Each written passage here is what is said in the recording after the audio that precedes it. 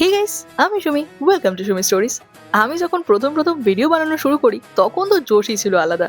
একে একে ring light, stand, tripod সব কিনে ফেলেছিলাম।